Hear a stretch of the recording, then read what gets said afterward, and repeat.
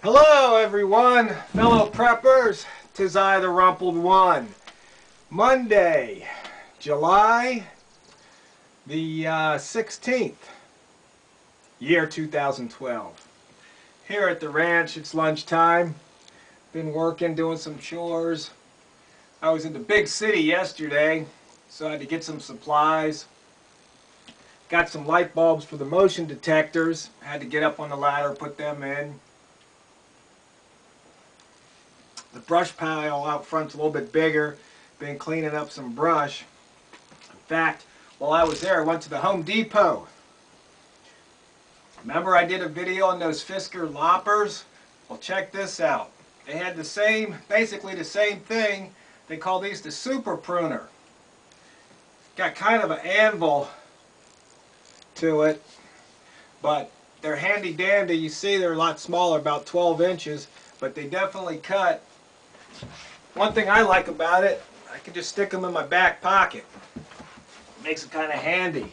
They definitely do the job, because sometimes them big old loppers you can't get in there, but with these,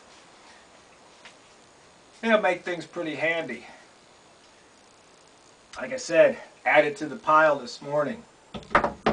Well, one of the things I wanted to talk about was, it's over a friend of mine, Stone Eagle. He's a vet. And we were chatting and the movie Rambo came on. So, had to watch Rambo.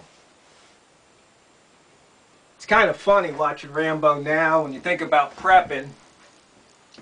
Everybody's getting their grab and go bags, their get home bags, their bug out bags, they're making their preps, and they're got their vest and jackets and packs and whatever.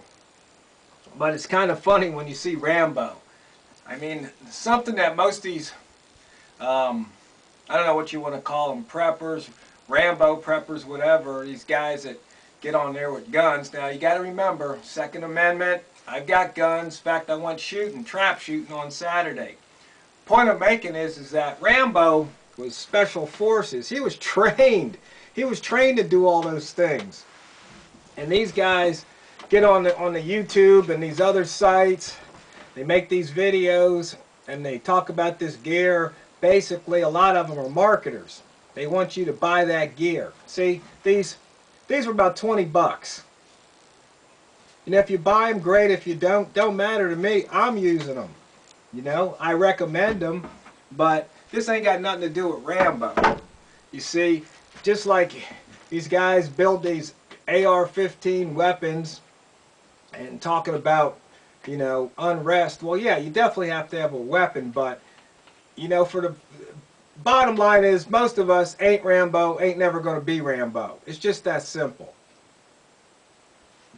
We try and act like Rambo, it's just kind of foolishness. Now, when you're doing your bug out bag, your get home bag, what you have to realize is what type of situation is likely to occur in your area.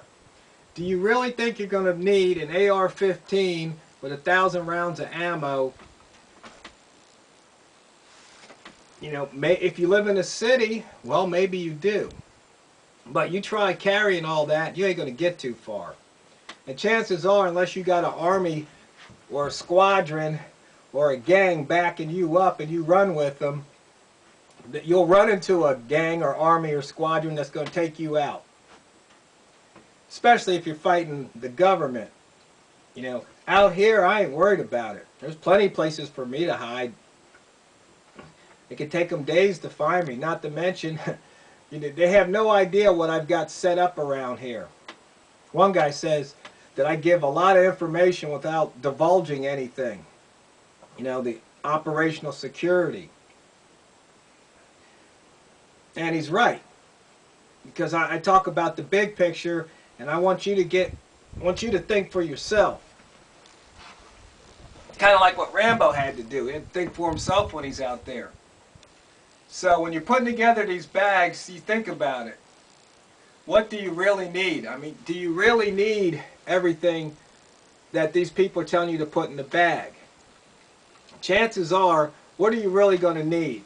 Well, let's take a look at it.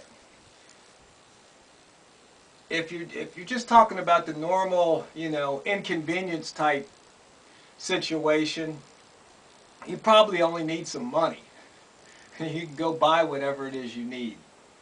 Now, if the power grid goes out like it did on the East Coast, well, now maybe you're going to need something like some water stored up. If the grid is out, you might not be able to buy anything, so you might need to have some gasoline stored up, some food stored up. But as far as all that other gear, I really don't think that comes into play. I mean, that only comes into play if you want to go Rambo and take out a town. I mean, if you really think about it and you look at it.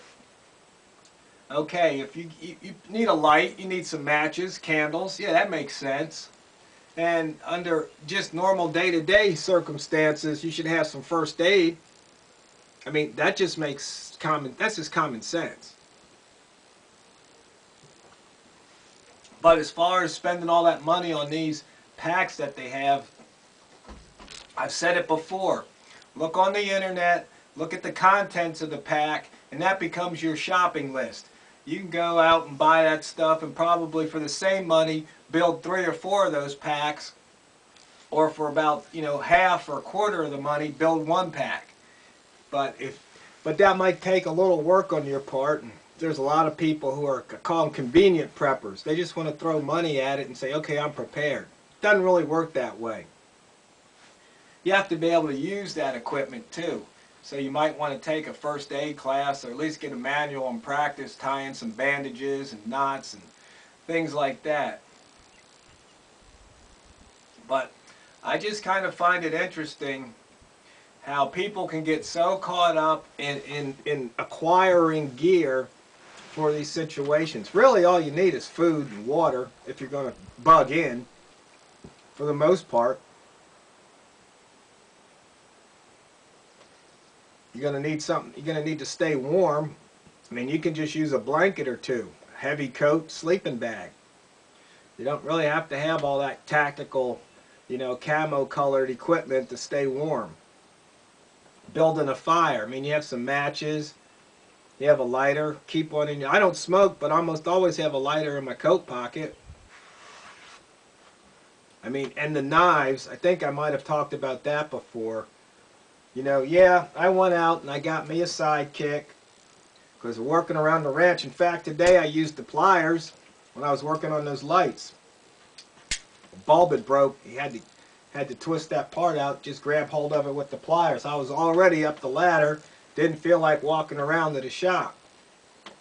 That's why I bought this. So you got to think about things. Are you really going to use it? Or is it just going to sit in the pack, collect dust or rust on you or something?